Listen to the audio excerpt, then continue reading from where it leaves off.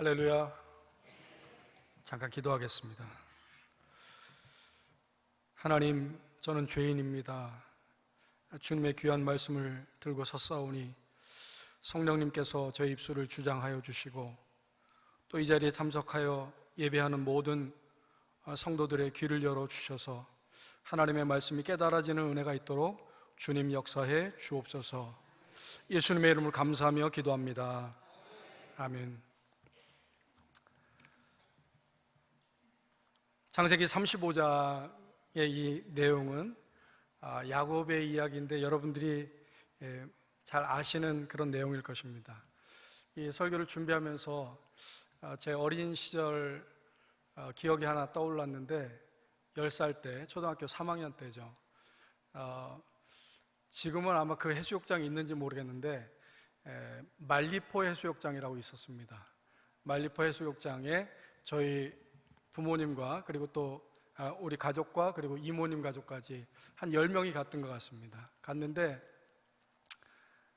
그때 뭐 그쪽이 그렇게 개발되지 않은 지역이었던 것 같아요. 그런데 그 지역에 저희 아버지 친구분이 음식점을 하고 있었습니다. 그래서 저희들 가족들이 놀러 왔다고 꽃게찜을 푸짐하게 해가지고 저희들이 먹고도 남을 정도로 이렇게 이제 주셨는데, 가자마자 그날 점심때, 도착한 날 점심때 그걸 이제 너무 맛있게 먹었습니다. 먹었는데 다른 사람은 다 괜찮았는데 저만 탈이 났어요. 저만 탈이 났는데 그냥 조금 아픈 게 아니라 토하고 설사하고 정말 축 늘어져서 죽을 지경이에요. 그런데 약국이 없습니다, 그 지역에. 왜냐하면 개발이 되지 않았기 때문에 약국도 없고 병원도 없고. 그러니까 저 때문에 온 가족이 만약에 병원 간다 그러면 짐 싸서 그냥 철수해야 되는 그런 상황인 거예요. 그래서 제가 어쩔 수 없이 버티게 됐습니다. 그런데 그런 상황이 그냥 하루에 끝나는 게 아니라 이틀, 3일 계속되는 거예요. 화장실도 거기 개발되지 않았으니까 화장실도 푸세식 화장실이에요. 정신이 혼미해서 화장실에 빠지지 않을까 이렇게 이제 걱정할 정도로, 그 정도로 상태가 안 좋았는데 같이 이제 그 숙소에, 민박집에 머무는 어떤 아주머니 한 분이 지나가면서 그러는 거예요. 아유, 손을 따지, 손을 따면 금방 나을 텐데, 그러는 거예요. 그 손을 딴다는 게 무슨 얘기냐고, 이제 저는 빨리 나아야 되니까 약도 없고, 그래서 물어보니까 바늘 가지고 이제 피를 뽑아야 된다는 거예요. 그래서 제가 절대 싫다고, 제 어린 마음에 손을 따라는 얘기가 어떤 얘기처럼 들렸냐면, 자동차를 타고 가다가 기름이 떨어져서 차가 섰는데 바퀴에 바람을 넣으라는 얘기처럼 들리는 거예요. 무슨 얘기인지 아시겠죠? 아니면 바퀴가 터졌는데 기름을 넣으면 바퀴가 다시 바람이 늘어날 거다, 이런 얘기처럼, 터무니없는처럼 얘기가 들렸습니다. 오늘 우리가 35장 말씀을 읽었는데 하나님께서 직접 말씀하세요. 야곱에게 올라가서 베델로 가라, 베델로 올라가라, 일어나서 베델로 올라가서 단을 쌓아라. 그런데 저는 이 말씀을 준비하면서 꼭 제가 어렸을 때 아파 죽겠는데 손을 따으라고 하는 말씀하시는 것처럼 들리는 거예요. 왜냐하면 지금 34장의 상황은 어떤 상황이냐면, 이제 밧단-아람에서 그 처갓집을 떠나서 이제 큰 가족들을, 대가족들을 거느리고 형의 그 살기가 두렵지만 이제 고향으로 돌아오는 길에 이제 형도 만나서 문제를 무사히 건너가고, 그 다음에 이제 세겜 땅에 와서 밭을 사서 거기에 이제 장막을 지었습니다. 이제 한숨 놓았다, 이제 고생 끝, 이제 좀 평안하게 내가 노년을 보낼 수 있겠구나, 야곱이 그렇게 생각하고 있던 상황이었는데 어떤 일이 일어났냐면 그 성에 딸 디나가 놀러 나갔다가 추장에게 붙잡혀가지고 강간을 당해버렸습니다. 아직 돌려받지도 못했어요, 딸을. 그런데 야곱은 혼자서 어쩔 줄을 모르고 아들들이 오기를 기다렸는데 아들들이 와서 그 추장과 추장의 아버지와 협상을 하는데 너무 그 딸을 사랑하니까 결혼시켜달라. 그런데 형들이 이렇게 얘기하죠. 할례 받지 않은 사람하고는 우리 결혼할 수가 없습니다. 그러니까 뭐라고 얘기하냐면 미끼를 던졌는데, 그러면 우리 남자들이 모두 할례를 받겠습니다. 여기까지 좋았죠. 그러니까 진짜 할례를 받았습니다. 그런데 디나의 오빠인 시므온과 레위가 가장 그 할례 받고 나서 가장 아플 때 무기를 들고 가서 칼로 모든 그 성 안의 모든 남자들 다 죽여버린 거예요. 이제 이 야곱의 가족과 그 세겜성, 그리고 세겜성뿐만 아니라 주변의 세겜과 함께 전략적으로 동맹을 맺고 있는 그런 성들, 또 국가들과 이제 적대적인 관계가 돼버린 겁니다. 야곱이 혼자 힘으로, 한 가족의 힘으로 그 문제를 어떻게 지금 해결하겠습니까? 그러면 하나님께서 그 디나가 강간을 당했으니까 병원에 가봐라, 아니면 트라우마가 있을 테니까 상담을 받아봐라, 아니면 지금 너는 군사력이 없는데 네 형이 군사력이 있으니까 형에게 빨리 도움을 청해라 라고 이렇게 말씀하시면 좀 이해가 갈 것 같은데, 밑도 끝도 없이 하나님께서 야곱에게 일어나 베델로 올라가라 이렇게 말씀하시는 거예요. 여러분 같으면 어떠시겠습니까? 우리는 살면서 크고 작은 환난을 만나게 됩니다. 그런데 우리가 신앙생활 하면서 하나님께서 때로는 우리에게 주시는 말씀이 이렇게 뜬금없이 베델로 올라가라 이렇게 말씀하시는 것 같은 거예요. 아까 제가 죽을 뻔했다고 그랬잖아요. 정말 죽을 것 같았습니다. 그런데 이제 더 이상 버틸 힘이 없어서, 화장실 갈 힘도 없어서 떠나오기 전날 밤인데 이제 하룻밤만 자면 집에 가면 되는데도 견딜 수가 없어서 결국엔 진짜 자포자기한 심정으로 따달라고 그랬습니다. 그래서 자고 일어났는데 정말 감쪽같이 나았습니다. 그래서 제가 그 다음부터 여기에 지금 손 따는 것에 대해서 아직도 두려움을 갖고 계신 분들이 많이 있을 거예요. 그런데 그 이후로 제가 체험했기 때문에 이렇게 손을 따면 체한 게 금방 낫는구나. 하나님이 야곱에게 베델로 올라가라 말씀하시는데, 베델로 올라간다는 것이 우리에게는 어떤 의미가 있을까요? 그리고 베델로 올라갈 때 하나님께서는 어떻게 우리에게 은혜를 베푸실까요? 첫 번째로 베델로 올라간다는 것은 하나님을 기억하라는 것입니다. 1절에 보게 되면 네가 네 형 에서의 낯을 피하여 도망할 때 너에게 나타났던 하나님 있지 않냐? 그 하나님이 말씀하셨잖아요. 그 말씀을, 하나님의 말씀을 듣는데 3절에 보시게 되면 야곱이 귀가 번쩍 뜨이는 거예요. 번쩍 뜨이면서 그렇지, 그 베델에서 나를 만나주시고 그리고 밧단 아람에 가서 그렇게 처가살이 할 때에 혼자 외로움 가운데 어찌할 바를 모를 때 나와 함께 하셨던 그 하나님, 그 하나님을 기억하게 하신 겁니다. 여러분들에게도 여러분과 하나님을 함께 하신 것들을 많이 기억하실 겁니다. 제가 이 예배당에 들어올 때마다 신학 공부할 때 우리 교회 와서 예배 드린 적이 몇 번 있었거든요.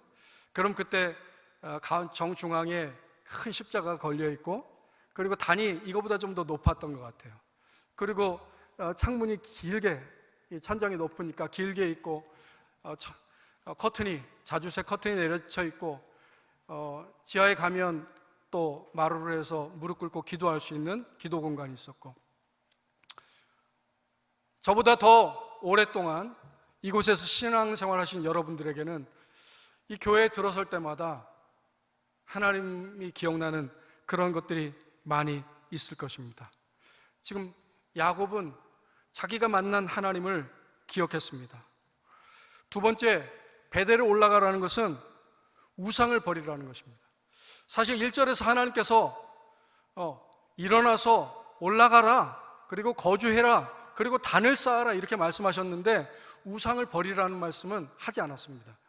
그런데 베델에 올라가서 단을 쌓아라는 말씀을 듣는 순간 야곱은 그것이 우상을 먼저 버려야지만 올라갈 수 있는 것임을 알았습니다. 어떤 우상들이 있었을까요? 아니, 하나님과 그렇게 동행하고 하나님의 은혜를 그렇게 경험한 야곱이 어떻게 우상이 있을 수 있단 말입니까? 그런데 야곱이 가족들에게 이렇게 얘기하지 않습니까? 모든 이방 신상을 버려라. 실제로 가족들이 이방 신상들을 가지고 나옵니다. 거기에는 자기의 사랑하는 아내 라헬이 자기 친정아버지의 드라빔을 훔쳐서 지금까지 가지고 있던 것도 포함되어 있었겠죠. 야곱이 그 당시에는 몰랐지만 그 이후에 알지 않았겠습니까? 그런데 그게 그래, 이거라도 가지고 있으면 뭔가 쓸모가 있을 거야. 우리에게는 드라빔은 없지만, 우리에게는 이방 신상은 없지만 저와 여러분에게 각자가 남들이 모르게 가지고 있는 그런 우상들이 있지 않습니까? 우리 자유시장 경제 이 사회를 살아가다 보니까 돈 우상, 그렇죠? 아파트 가격이 올랐다 그러면 귀가 번쩍 뜨이잖아요. 주식으로 해서 돈을 벌었다 그러면 귀가 번쩍 뜨이죠. 학벌우상, 우리나라의 교육비가 그렇게 많이 들어가는데 학벌우상, 그 다음에 자녀우상, 쾌락의 우상, 또 요즘은 미디어 시대니까 게임, 그리고 유튜브, TV 이런 우상들 많이 있습니다. 그런데 이런 우상들을 다 묻어 버려야 된다는 것입니다. 베델로 올라가라는 것은 세 번째로 예배자가 되라는 것입니다. 베델로 올라가라고 말씀하시면서 하나님께서 야곱에게 단을 쌓으라고 그러시잖아요. 단을. 여러분 이렇게 사부 예배, 주일 사부 예배에 다른 곳에 가시지 않고 이렇게 나온 것 하나님이 너무 기뻐하실 줄로 믿습니다. 특별히 감동되는 것은 아까 승찬 형제 고3인데 너무 박수 쳐줄 만한 일이에요. 그리고 보니까 우리 유초등부 학생들이 와서 이렇게 예배 드리는데 너무 감동이 됩니다. 하나님께서 얼마나 기뻐하실까. 저는 초등학교 때 제 동생들 교회 가는데 제가 막 못 가게 하고 방해하고 욕하고 그랬었는데 이렇게 초등학교 때부터 하나님 앞에 나와서 예배 드린다고 하니까 얼마나 감사한 일입니까? 왜 예배자가 되어야 됩니까? 여기 7절에 보시게 되면 이 베델의 이름을 야곱이 다르게 불러요. 그 이름이 뭐냐면 엘 베델입니다. 엘 베델. 베델은 하나님의 집이라는 뜻입니다. 베델은 장소의 의미가 있죠. 좀 더 초점이 있습니다. 그런데 엘 베델은 베델의 하나님, 베델의 하나님. 내가 경험했던 장소보다 더 중요한 것은 그곳에서 살아서 지금까지 나와 동행하시고 역사하신 그 하나님이라는 사실입니다. 그 하나님이 지금도 살아계시고 우리의 예배를 기뻐 받아주십니다. 그럼 이렇게 베델로 올라갈 때 어떤 의미가 있겠습니까? 하나님께서 우리에게 베델로 올라가 이런 순종을 할 때 하나님께서 우리에게 주시는 너무나 큰 은혜가 있습니다. 그 큰 은혜를 얘기하기 전에 혹시 이렇게 생각하시는 분들 있을지 모르겠어요. 지난주에 처음 우리 전도축제에 오셔서 처음 참석하셨거나 아니면 아니 야곱은 하나님께서 직접 말씀하셨지, 천사도 봤지, 꿈에 말씀하셨지, 그런데 지금 우리는 그렇지 않잖아요, 이렇게 생각하시는 분 있을지 모르겠습니다. 갈라디아서 3장 9절에 보시게 되면 이런 말씀이 있습니다.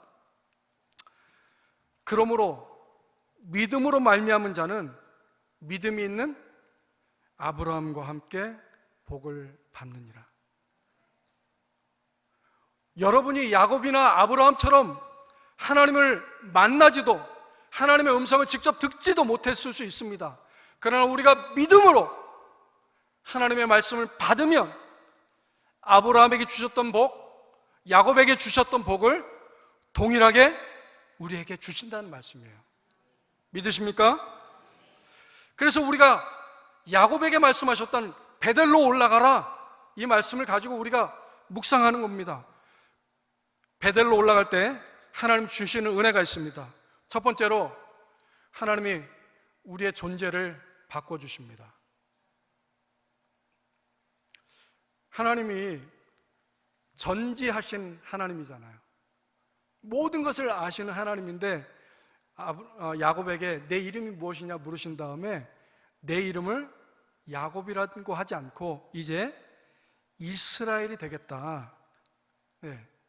32장에서 말씀하셨는데 지금 우리가 15절까지 읽어야 되는데 시간 때문에 제가 8절까지 읽었습니다. 10절에 보시게 되면 하나님께서 야곱의 이름을 바꿔주시는데 이스라엘이 내 이름이 되리라.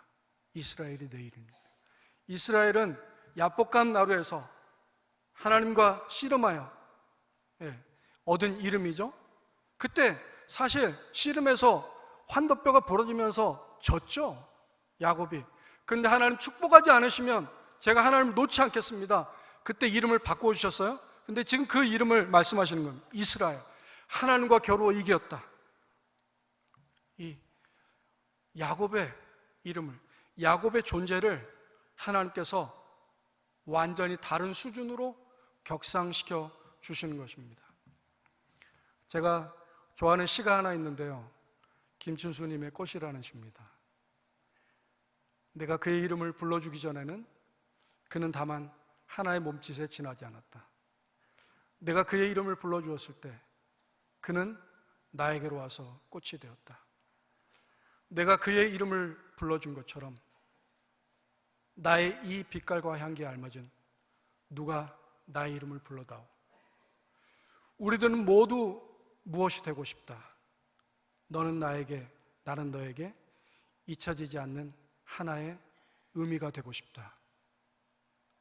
우리는 모두 의미 있는 존재가 되고 싶습니다. 다른 사람에게 내가 의미 있는 존재가 된다는 것만으로도 영광스러운 일인데 하나님께서 야곱을 이스라엘로 바꿔주신 것처럼 저와 여러분의 존재를 하나님께서 다르게 바꾸어 주신다는 거예요.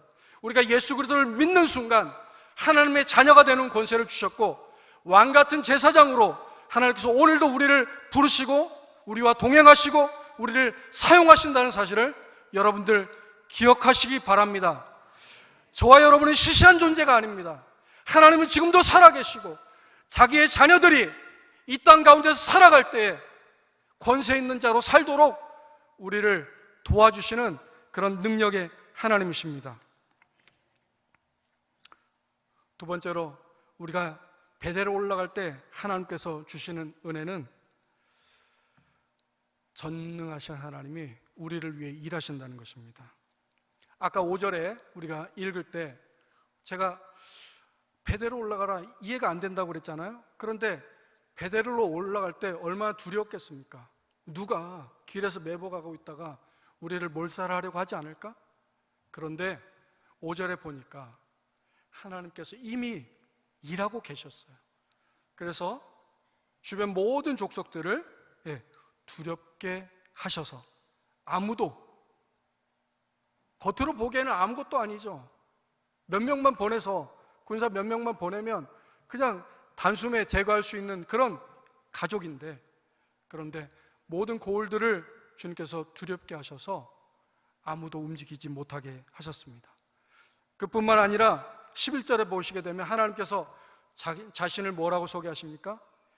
나는 전능한 하나님이다. 엘샤다이, 전능하신 하나님, 못하실 것이 아무것도 없는 살아계신 그 하나님이 우리의 하나님이시라는 것입니다. 그런데 그 전능한 하나님이 뒷짐지고 계신 게 아니라, 주무시고 계신 게 아니라 지금도 살아계셔서 불꽃 같은 눈동자로 저와 여러분을 지키시고 보호하시고 일하고 계시다는 사실을 여러분 기억하시기 바랍니다. 마지막으로 하나님은 약속을 이루십니다. 여러분들 하나님께 어떤 약속을 받으셨습니까? 야곱은 형이 자기는 어떻게든 장자의 축복을 받으려고, 하나님의 축복을 받으려고 그렇게 몸부림쳤잖아요. 그런데 그 결론은 뭐였냐면 형한테 미움받아가지고 죽여야 되겠다. 근데 형은 들의 사람이고 야곱은 엄마랑 요리하기 좋아하는 여성적인 사람이고 게임이 안 되잖아요. 그래서 어떻게 해요? 두 아들을 싸움으로 이룰 수 없으니까 이 야곱을 보내는 거 아닙니까? 그런데 그 보낼 때 그 베델에서 사막 한가운데 길을 지나다가 돌베개 베고 잘 때에 그때 하나님께서 나타나신 거죠. 하나님께서 나타나셔서 야곱과 언약을 맺으십니다. 그게 28장 13절에서 15절에 나오는데, 언약의 내용은 크게 내가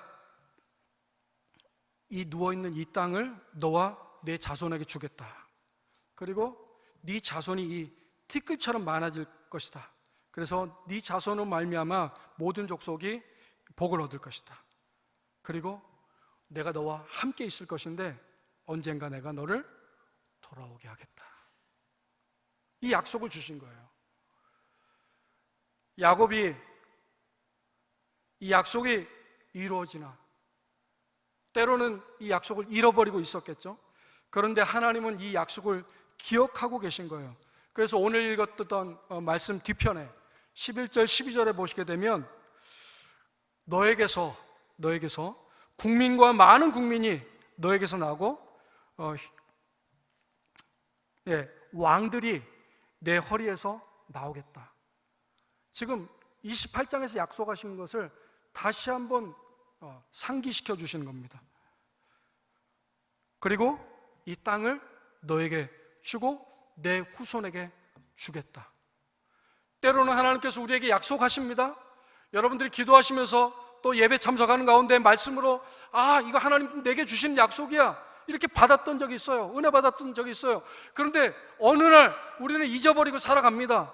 그런데 하나님께서, 신실하신 하나님께서 그 약속을 이루어 가신다는 거예요. 그런데 내가 모르는 사이에 이루어 가시는 것도 좋지만 하나님이 나를 위해서 이 약속을 위해서 일하고 계시는구나 안다면 얼마나 은혜가 되겠습니까? 깨닫게 하신다는 거예요. 누구에게? 베델로 하나님의 말씀을 따라서 올라가는 자에게 말입니다. 말씀 마치려고 합니다. 우리는 다 정도의 차이는 있지만 크고 작은 환난을 만날 때가 많이 있습니다. 하나님 어떻게 해야 되죠? 하나님 도와주세요. 기도하는데 때로는 하나님께서 베델로 올라가라, 이해되지 않는 말씀을 하시는 것 같아요. 그래도 우리가 기억해야 됩니다.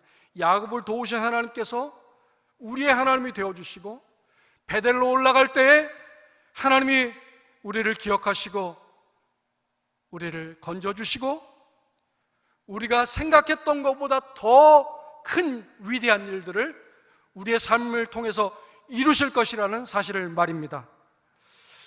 성경 말합니다. 환난 날에 나를 부르라, 내가 너를 건지리니 네가 나를 영화롭게 하니라. 야곱아, 내가 너를 지명하여 불러나니 너는 내 것이라. 내가 물 가운데 지날 때에 강물이 너를 침몰치 못하겠고, 내가 불 가운데 지날 때에 불꽃이 너를 사르지 못하게 하겠다.